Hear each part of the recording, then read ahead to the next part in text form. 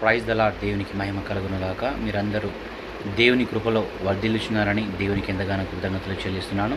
మరి దేవుడిచ్చిన గొప్ప వాక్యాన్ని బట్టి దేవుని కృతజ్ఞతలు చెల్లిస్తున్నాను. ఒక చిన్న వాక్యాన్ని మనం ధ్యానించుకుందాం. ఏషియా 65వ అధ్యాయము 24వ వచనం. వారికి ఇలాగున జరుగును, వారు వేడుకొన మునుపే నేను ఉత్తరమిచ్చేదను, వారు మనవి చేయుచుండగా నేను ఆలకింతును. ఆమేన్. ఈ యొక్క వాక్యము మనందరి జీవితంలో నెరవేర్చబడనుగాక. మనము వేడుకోక మునుపే దేవుడు మనకు ఉత్తరం ఇస్తూ ఉంటున్నాడు. మనం కోరుకోక మునుపే దేవునికి దయచేస్తూ ఉంటున్నాడు.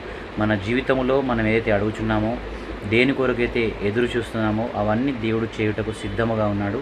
మన యొక్క హృదయము పరిశుద్ధంగా ఉందా లేదా, దేవుని యొక్క ఆజ్ఞలు మనం పాటిస్తున్నామా లేదా, ప్రతి ఆదివారం దేవుని మందిరానికి వెళ్ళుచున్నామా లేదా. ఎందుకంటే ప్రభు అంటున్నాడు కదా, ప్రభువా ప్రభువా అని పిలిచేవాడు పరలోక రాజ్యము రాడు, కానీ తన తండ్రి చిత్త ప్రకారం నెరవేర్చిన వాళ్ళు మాత్రమే పరలోక రాజ్యం చేరుకుంటారు. అదేవిధంగా మనము అడిగినంత మాత్రాన పొందుకుంటామని కాదు, కానీ దానికి విశ్వాసం కలిగి యథార్థత కలిగి దేవుని ఆజ్ఞలు పాటించినప్పుడు మాత్రమే.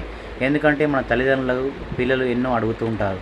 ఎప్పుడైతే వాళ్ళు గుడ్ క్యారెక్టర్గా గుడ్ యాటిట్యూడ్ కలిగి జీవించినప్పుడు, తల్లిదండ్రులకు లోబడినప్పుడు మాత్రమే కదా అండి వాళ్ళు తల్లిదండ్రులు పిల్లలకు ఏదంటే అది ఇస్తారు. అదేవిధంగా మన యేసుప్రభు దగ్గర మనం చిన్న పిల్లల వంటి మనసు కలిగి పరిశుద్ధమైన జీవితం కలిగి యథార్థమైన హృదయంతో అడిగినప్పుడు ఖచ్చితంగా నా జీవితంలో దేవుడు గొప్ప కార్యాలు చేస్తాడు.